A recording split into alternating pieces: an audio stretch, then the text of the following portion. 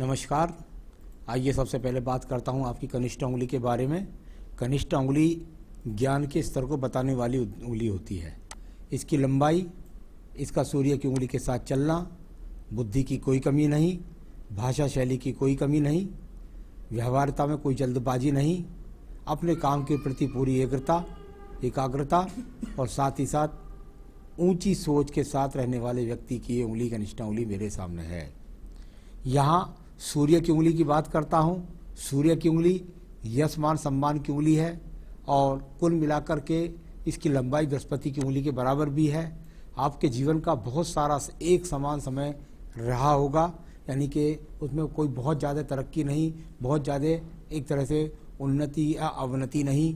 उस प्रकार की जब बराबर उंगली हो जाए तो उनका ये फल होता है। कुल मिलाकर आपके आने वाले जीवन में आप तरक्की करेंगे, किसी प्रकार से कोई बदनामी के योग नहीं। हाँ, राज्य सरकार से संबंधित कार्यों में किसी प्रकार की सफलता नहीं मिलेगी, इस बात को दर्शाने वाली ये सूर्य की उंगली शनि की उंगली के साथ में एकदम जुड़ी हुई है, एकदम चिपकी हुई है। आप अपने माता पिता से बहुत प्रेम करते हैं, उनकी सेवा करते हैं, अपनी तरफ से भाई बहनों से भी झगड़े नहीं करते हैं।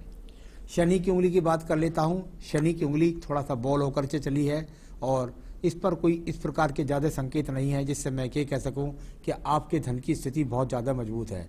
कुल मिलाकर के यहाँ जो धन की स्थिति है उसको स्थिर दर्शाने वाली और साथ ही साथ, यानी कि स्थिर से मतलब कुल मिलाकर सामान्य रूप के इस धन की पूर्ति को दिखलाने वाली उंगली। और रोग की अगर बात करता हूँ तो किसी बड़े रोग के संकेत वर्तमान में इस उंगली के अंदर विराजमान नहीं है। अब बात करता हूँ आपकी बृहस्पति की उंगली के बारे में। ये संतान सुख के लिए, साथ ही साथ जानी जाती है ये आपके पास वैवाहिक जीवन के लिए, और ये जानी जाती है आपके जीवन में कुल मिलाकर ईश्वर के प्रति आस्था के लिए। यहाँ पर यदि मैं आपके फर्स्ट और सेकंड फर्स्ट को देखता हूँ, कोई बहुत ज़्यादा काटने वाली रेखा नहीं, पत्नी के साथ समुद्र मधुर संबंध है और सामान्य रूप से संबंध रहते हैं। ज़्यादा मतलब कोई खराब स्थिति वाली स्थिति यहाँ नहीं है पत्नी से संबंधों को लेकर के।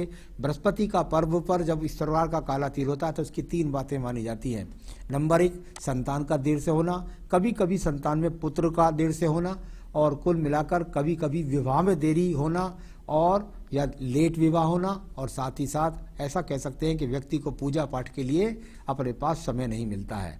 ये इस प्रकार की स्थितियों के लिए इस काले तिल का फल जाना जाता है। अब बात करता हूँ बुध पर्व के बारे में। बुध पर्व आपका संपर्व है, ना दबा हुआ है और ना ही किसी प्रकार से उठा हुआ है। अगर इस पर किसी प्रकार की शुभ रेखा नहीं है तो कोई अशुभ संकेत भी नहीं है। हल्की हल्की स्लाइड्स हैं, यानी कुल मिलाकर के जब ये अच्छा संकेत, यानी पर्व यदि अगर समान है, उस पर कोई रेखा खड़ी भी नहीं है, तो आदमी कोई घटिया तो कमाता नहीं है। बस जितना अपना कर्म करता है उसके हिसाब से व्यक्ति को धन की पूर्ति होती रहती है। सूर्य पर्व के बारे में बात करता हूँ। सूर्य का पर्व यश के लिए, मान सम्मान के लिए जाना जाता है, और इस पर आपने पूछा भी है कौन सी साइन है मेरे इस पर सन पर्व पर।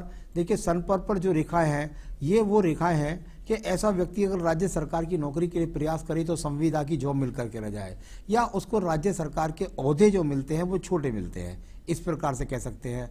कुल मिलाकर के जीवन के अंदर हल्की फुल्की भागदौड़ भी लगी रहती है। कोई बहुत बड़े पद की प्राप्ति या बहुत बड़ा राज्य सरकार से योग का यहाँ पर संकेत नहीं है। इनका फल इस प्रकार से जाना जाता है।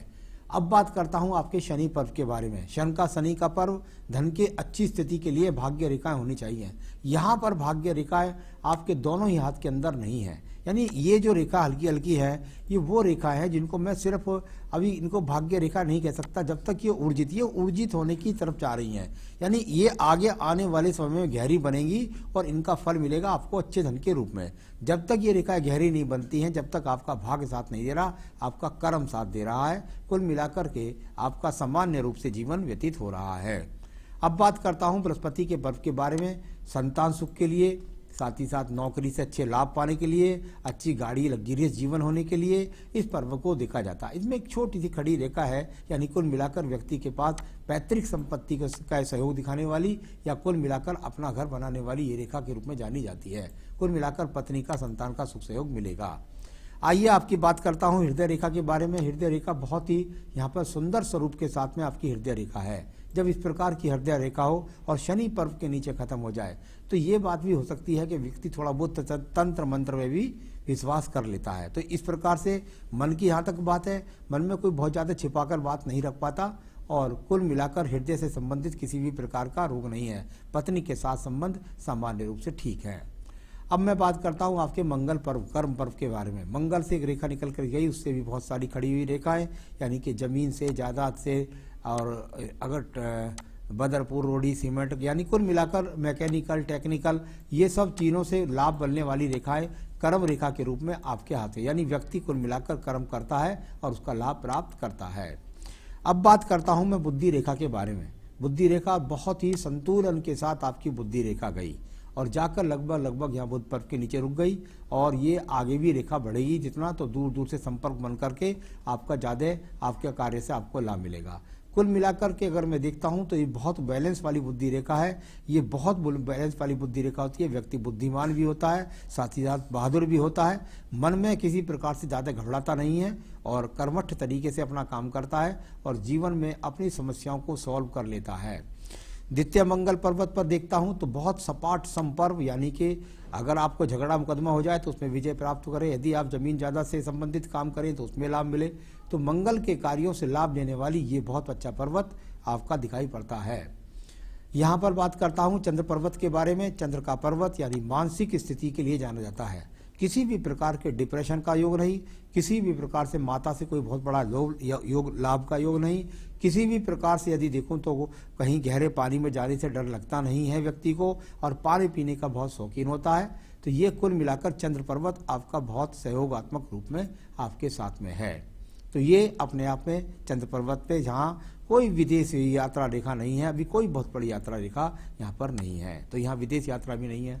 अब बात करता हूँ यहाँ केतु पर्वत की। केतु पर्वत सपाट है, कोई रोग नहीं, कोई कष्ट नहीं, कोई ऑपरेशन नहीं। बात करते हैं आपकी यहाँ पर व्यापारिक रेखा के बारे में। व्यापारिक रेखा हाथ के अंदर कोई भी बहुत मजबूती से नहीं है, लेकिन मैंने हमेशा कहा देखिए ये थोड़ा ये रेखा बनने जा रही है। इसका मतलब क्या है कि ये रेखा मजबूती के साथ भविष्य में बनने वाली है। पर्वत पर भले ही कोई रेखा ना हो, सवाल ये है कि भाग्य रेखा साथ दे रही है और पर्वत सम है, अशुभ चिन्ह नहीं है। सबसे बड़ी बात है दीप नहीं है, क्रॉस नहीं है, किसी प्रकार के अशुभ चिन्ह नहीं है। तो यदि व्यक्ति व्यापार करे तो व्यापार से भी लाभ, और अभी आने वाले समय में आप और श्रेष्ठता के साथ अपने व्यापार को कर सकेंगे। आइए बात करता हूं आपकी भाग्य रेखा की, जो लगभग मणि बंध की तरफ से थोड़ा सा उठ करके चली है। यानी परिवार का भी थोड़ा सा सहयोग होता है व्यक्ति के जीवन के अंतर्गत, कभी कभी पैतृक संपत्ति भी व्यक्ति को मिलती है, और ये रेखा सिर्फ कर्म रेखा के रूप में बनकर रह गई। सवाल ये है कि कर्म रेखा कैसे बना देती है भाग्य। सवाल ये जो रेखा है ये वो रेखा है जिसको बोलते हैं कर्म रेखा। ये भाग्य रेखा कब बनती? जब ये शनि पर्व पर पहुंच जाती, यानी कि बीच वाली फिंगर के नीचे ये रेखा जब पहुंच जाए, तब आप कहिए कि हाँ जी मैंने जो चीज़ खरीदी उसके बहुत ज़्यादा लाभ बढ़ गए। यानी एकदम यदि किसी व्यक्ति को लाभ पूरा चाहिए तो इस भाग्य रेखा का, यानी घर के स्वामी का घर में पहुंचना, यानी धन पर्वत पर पहुंचना जरूरी होता है। वरना जब तक ये रेखा सिर्फ कर्म रेखा के रूप में रह जाती है, और इस समय अगर मैं देखूं तो कर्म रेखा बहुत मजबूत, आप अपनी मेहनत, अपनी योजनाओं के द्वारा ही लाभ उठा पा रहे हैं। भाग्य भी आपका साथ नहीं दे रहा। जब भाग्य आपका साथ देगा तो आप और तेजी के साथ धन कमाएंगे। अब बात करता हूं मैं इसके बाद में आपके शुक्र पर्व के बारे में। तो शुक्र पर्व की यदि बात करता हूं तो यहाँ शुक्र पर्व संसाधनों के लिए जाना जाता है। आधा पर्व सूखा हुआ है, आधा पर्व पीड़ित है, यानी कुल मिलाकर के संसाधन कोई बहुत ज़्यादा अच्छे नहीं हैं। तो ये संसाधनों में कोई ज़्यादा अच्छी हिसाब किताब दिखलाई नहीं पड़ रहा है। कभी कभी जब ऐसे शुक्र होता है तो थोड़ा सा पति पत्नी के बीच भी अनबन रहती है। तो ये स्थिति कोई इतनी ज़्यादा खराब नहीं है कि बहुत खराब स्तर तक जाएगी, कभी कभी थोड़ा बहुत स्तर तक चली जाती है। तो ये शुक्र पर्व भी आपका ठीक निकला। अब बात करता हूं मैं आपकी आयु रेखा के बारे में। बहुत ही सुंदर स्वरूप आयु रेखा, और जाके आखिर में दोमुखी हो जाए, यानी कि दोमुखी हो जाए तो व्यक्ति के जीवन के अंदर बुढ़ापा सुरक्षित, और साथ ही साथ एज यहाँ पर लगभग 78 से 80 वर्ष। तो आयु रेखा भी आपकी बहुत सुंदर है। संतान रेखा स्पष्ट नहीं चमक रही है, परंतु है जरूर संतान रेखा, ये मैं आपको बता रहा हूँ। तो संतान अवश्य होगी। तो कुल मिलाकर पत्नी के हाथ से संतान रेखाओं के बारे में भी जाना जाता है। आपका सवाल था मेरे से, कुछ सूर्य पर्व का सवाल का जवाब मैंने आपको दे दिया। आपने कहा जीवन कैसा रहेगा। सर आपका जीवन जो है ना, जैसा आज चल रहा है इससे बहुत ज़्यादा अच्छा ही जाएगा, इससे खराब तो कुछ जाएगा नहीं, ये तो पक्की बात है।